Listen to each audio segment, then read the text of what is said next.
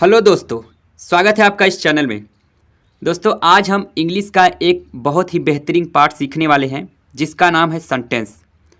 दोस्तों, सेंटेंस यानी वाक्य, ये आपको इंग्लिश के हर एक पड़ाव में यूज किया जाता है। चाहे वो पार्ट्स ऑफ स्पीच हो, चाहे एक्टिव वॉइस पैसिव वॉइस हो, चाहे टेंस हो, चाहे डायरेक्ट इनडायरेक्ट हो, तो हर एक जगह सेंटेंस का यूज किया जाता है।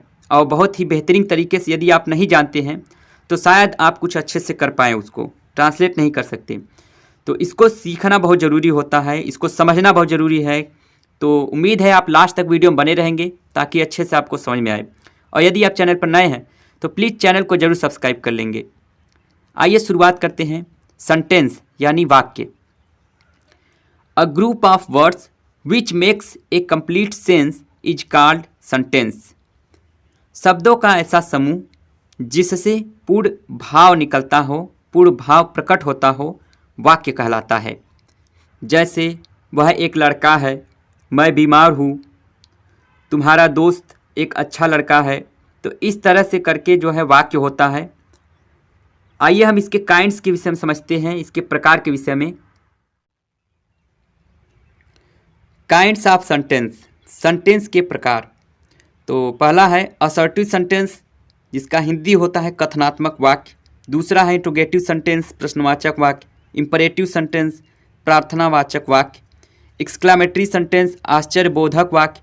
ऑप्टेटिव सेंटेंस, इच्छाबोधक वाक्य। तो एक एक जो है इसके जो पार्ट्स है, इसके विषय में हम अध्ययन करेंगे और एक एक उदाहरण को समझते हुए चलेंगे आगे। तो जिसमें पहला हम हेडिंग डालेंगे असर्टिव सेंटेंस। ऐसे वाक्य जिसमें किसी घटना के होने या न होने का बोध हो। ऐसे वाक्य जिसमें किसी घटना के होने या न होने का बोध हो, उसे असर्टिव सेंटेंस कहते हैं।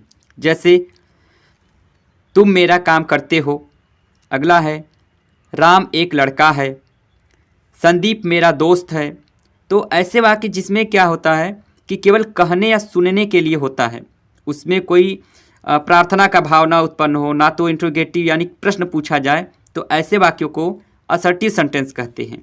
आइए आगे बढ़ते हैं। असर्टिव सेंटेंस दो प्रकार का होता है। पहला है अफर्मेटिव सेंटेंस, दूसरा होता है negative sentence. Affirmative sentence means होता है स्वीकारात्मक वाक्य और निगेटिव मीन्स होता है नकारात्मक वाक्य। तो जैसे हरी किताब पढ़ता है, हरी रीड्स अ बुक। कमला बीमार है, कमला इज इल।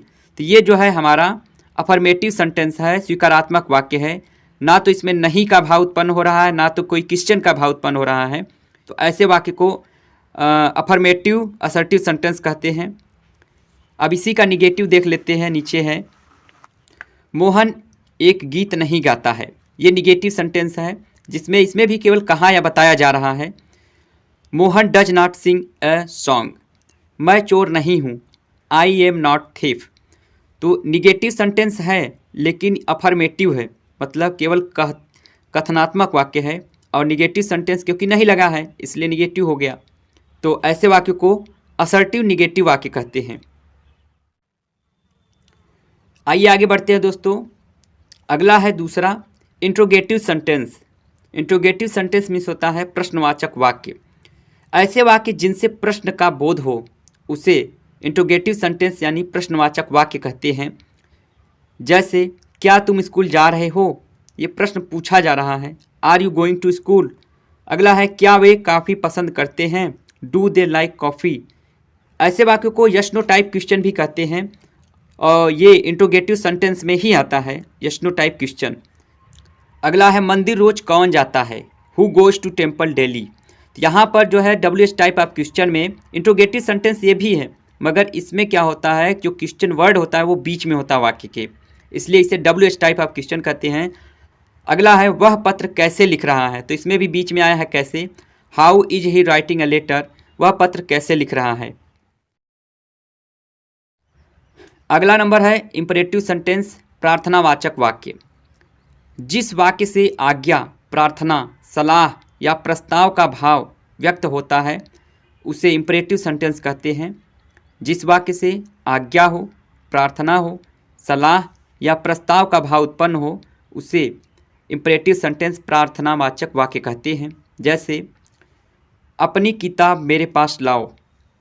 तो यहाँ पर क्या है, bring your book to me.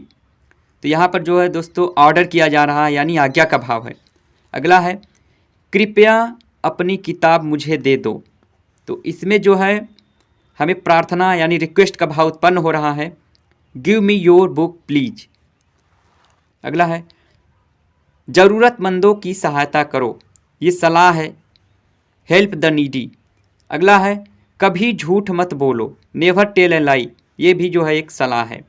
तो ऐसे वाक्य जिसमें सलाह का, आज्ञा का या प्रार्थना का भाव उत्पन्न होता है उसे इंपरेटिव सेंटेंस कहते हैं। आइए आगे बढ़ते हैं। 4th नंबर पे आता है एक्सक्लामेटरी सेंटेंस, आश्चर्यबोधक वाक्य। जिस वाक्य से कोई आश्चर्य, हर्ष, शोक, भय, करुणा, घृणा आदि का भाव प्रकट होता है उसे एक्सक्लामेटरी सेंटेंस कहते हैं। जैसे वह कितनी सुंदर लड़की है, what a beautiful girl she is. यहाँ पर जो है आश्चर्य उत्पन्न हो रहा है, इसलिए एक्सक्लामेटरी सेंटेंस होता है। अगला नंबर है वर्षा कितना सुखद है, how pleasant the rain is. तो यहाँ पर हर्ष का भाव उत्पन्न हो रहा है दोस्तों। हर्ष मतलब होता है प्रसन्नता, इसलिए यहाँ पर एक्सक्लामेटरी सेंटेंस होगा। अगला है कैसा दुर्भाग्य है, व्हाट अ मिस फॉर्च्यून। तो मिस फॉर्च्यून मिस होता है दुर्भाग्य। तो दुर्भाग्य दोस्तों क्या है, ये हमारा ना तो भय है ना तो करुणा है, यह शोक का प्रतीक है, इस वजह से ये एक्सक्लामेटरी सेंटेंस होगा।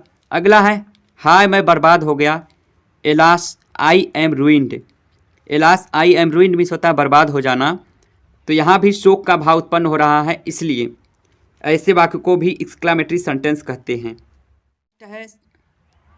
लास्ट है ऑप्टेटिव सेंटेंस, इच्छाबोधक वाक्य।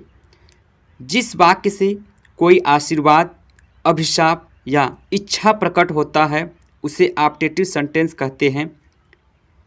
इच्छा, अभिशाप या आशीर्वाद, जैसे ईश्वर करे आप दीर्घायु हो, मे यू लिव लॉन्ग। यहाँ पर आशीर्वाद का भाव उत्पन्न हो रहा है, इसलिए ये ऑप्टेटिव सेंटेंस है। अगला नंबर आता है भगवान करे तुम नरक में जाओ। तो यहाँ पर may you go to hell, नरक में जाने के लिए गो टू हेल लगता है और ये एक श्राप का प्रतीक है, इसका मतलब यह भी एक ऑप्टेटिव सेंटेंस है। और लास्ट में नंबर आता है हमारा राजा दीर्घायु हो, मे आवर किंग लिव लॉन्ग। हमारा राजा दीर्घायु हो, तो यहाँ पर इच्छा प्रकट हो रहा है। तो ऐसे वाक्य जिसमें आशीर्वाद, अभिशाप या इच्छा उत्पन्न होता है तो ऐसे वाक्यों को हम ऑप्टेटिव सेंटेंस, इच्छाबोधक वाक्य कहते हैं। तो दोस्तों वीडियो यहीं पे समाप्त होता है। मुझे उम्मीद है वीडियो आपको जरूर पसंद आया होगा। यदि कोई समस्या होती है तो आप वीडियो को रिपीट करके देख सकते हैं। यदि तब भी नहीं समझ में आता है तो आप हमें कमेंट कर सकते हैं। मिलते हैं दोस्तों नेक्स्ट वीडियो में, तब तक के लिए जय हिंद।